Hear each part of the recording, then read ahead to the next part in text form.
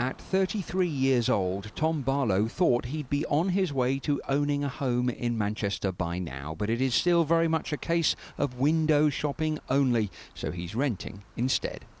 When you do have a look in the estate agents and you do look at house prices, you do think it's unreachable. And it's not just me, it's just all of my friends, it's everyone that I know. And you know, we're all in a situation where unless your parents have got a large amount of money and can give you your deposit, saving for a deposit is just, you know, out of the question.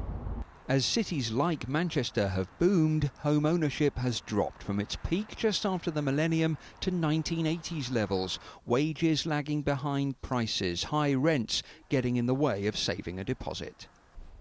Now, we're used to house price stories focusing on London, of course, but today's figures show just how much home ownership has fallen right across the UK in around the last decade. The biggest drop was here in Greater Manchester, down from 72% to 58%.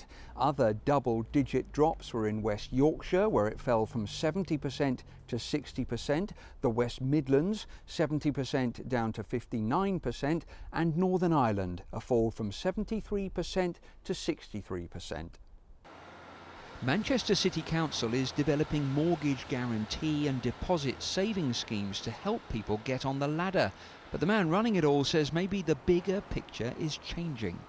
Nobody's very clear yet as to whether or not we're seeing a cultural shift in this country where people actually make choices around renting rather than buying. I think at the moment there's still a deep psyche that you want to buy, but will that still be the same in the next 10 years?